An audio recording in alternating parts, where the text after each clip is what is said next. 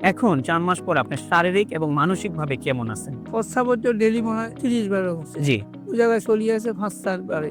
আলহামদুলিল্লাহ। খাবার রুচি থাকতো না। আমি ১০০ গ্রাম ছেড়ে ভাত খেতে পারতাম না। ওইটাও আমার আল্লাহর আল্লাহর রহমতে রুচিটাও আজকে খেতে রুচিও আছে। পারতেছেন। জি। তো সব দিকে আমি ২ মাস বাড়ি থেকে কোনো দিকে বাড়তে পারিনি। ২ মাস পরে আল্লাহর রহমতে আমি চেম্বারে বসে রুগীও দেখতেছি এবং এর মাঝে ভিত্তি লাইন ধরিয়ে ওষুধ রাখছি। রুগীও খাইয়ে, ওষুধও খাইয়ে। মানে আপনি রোগীও দেখতেছেন, আল্লাহর রহমতে আমাদের ওষুধগুলোও খাচ্ছেন। ওষুধও খাইয়ে। যাক আলহামদুলিল্লাহ, আল্লাহ কবুল করুক। আসসালামু আলাইকুম ওয়া রাহমাতুল্লাহি ওয়া বারাকাতুহু। আমি ডক্টর মোহাম্মদ আসলাম, ডিএইচএমএইচ, বিএইচবি ঢাকা, বিএইচএমএইচ অনকোর্স ঢাকা বিশ্ববিদ্যালয়। বর্তমানে বিশ্বনন্দিত ক্যান্সার চিকিৎসক অধ্যক্ষ ডক্টর এসএন সারোয়ার স্যারের চেম্বার গণস্বাস্থ্য হোমিওতে ক্যান্সার চিকিৎসক হিসেবে নিয়োজিত আছি। আল্লাহর রহমতে আজকে আমি আপনাদেরকে পরিচয় করিয়ে দিতে যাচ্ছি আমাদের একজন পেশেন্ট, যিনি আলহামদুলিল্লাহ আল্লাহর রহমতে গল ব্লাডার সিএ থেকে উনি আলহামদুলিল্লাহ আল্লাহ ওনাকে মাফ করেছেন। ওনার সাথে আমরা সরাসরি পরিচয় হতে যাচ্ছি এবং ওনার মুখ থেকে আমরা শুনবো ওনার বিস্তারিত চিকিৎসা ব্যবস্থা, ওনার সবকিছু।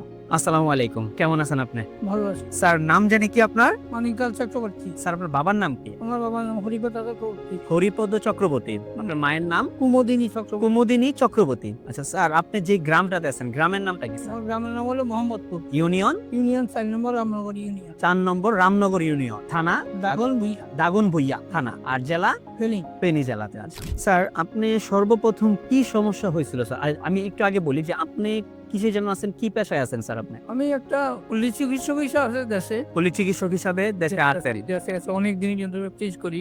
জি। 1976 এর থেকে আমি প্র্যাকটিস। প্র্যাকটিস করতেছেন? হ্যাঁ। আচ্ছা আচ্ছা। তো আমার হঠাৎ করেই সকালবেলায় আমার বুকে ব্যথা ছিল, পরে আসতে পারে। হুম। পেটে যাওয়ার পরে আমি ওষুধ ইঞ্জেকশন যাই দিছি হয়নি। হুম। লগে লগে বাড়ি আমি সিটি স্ক্যান করাইছি, আলট্রা করাইছি। এগুলা করার পরে দেখা যাচ্ছে কিছু কয় না। যখন ঢাকাতে আসলাম পরে ডাক্তার দেখালেও ক্যান্সার, ওরা বলছে যে ক্যান্সার। তখন বলছি যে অপারেশন করতে হবে। তখন আমি বললাম যে কি অপারেশন করবেন? এখানে তো 3টা লেয়ার, আপনি যে অপারেশন করবেন আমাকে, আমার পেটের সামনে হলো পাতলা, 2 নম্বর হলো আমার ডায়াবেটিস, সব গুণে আছে। এখন আমি কতটুকু শিওর আমি যে ভালো বলে সেটা বলতে পারবো না। আচ্ছা আচ্ছা। বলে না আমি তো বলুন অপারেশন করে কাটিয়ে গেছি, না বই থাকবো। কিছুদিন গেলে ধরবো হসা দিলে কইবেন থেরাপি দাও। অনেক সময় থেরাপি দিতে দিতে থেরাপি টানা লাগু রুগী মরে যায়। হ্যাঁ হ্যাঁ। ঠিক আছে। জি। এবং দাঁত হয়ে যায়, সুর হয়ে যায়, আমি অপারেশন করবো না। তখন আর ছেড়ে বললাম চলো বাড়ি চলো। বাড়িতে যাওয়ার পরে এক লোকের কাছে উনি আমার বাবা হচ্ছে এই ডাক্তার সাহেবের ইয়ে পাইছে। মানে আপনার ছেলে ওই অনলাইনের মাধ্যমে, যে কোনো মাধ্যম থেকে আপনার আমাদের একটা ভিডিও পাইছেন। তখন আমরা এটা নিয়ে এখানে আসছি। আল্লাহর রহমতে আমরা, আপনি যে আমাদের এই চিকিৎসাগুলো করলেন, আপনারা তো ডাক্তার বলছিল যে আপনি এই অবস্থাতে যাবেন, বা যে খারাপ কন্ডিশনটা ছিল সেই কন্ডিশনটা থেকে আল্লাহর রহমতে আমাদের স্যারের চিকিৎসায় আপনার ৪ মাসের মধ্যে দেখলেন যে আপনার ক্যান্সারটা আলহামদুলিল্লাহ নাই। এখন ৪ মাস পর আপনি শারীরিক এবং মানসিকভাবে কেমন আছেন? প্রস্রাবের তো ডেইলি মনে হয় ৩০ বারের হচ্ছে। জি, ওই জায়গায় চলিয়ে আছে ৫-৪ বারে।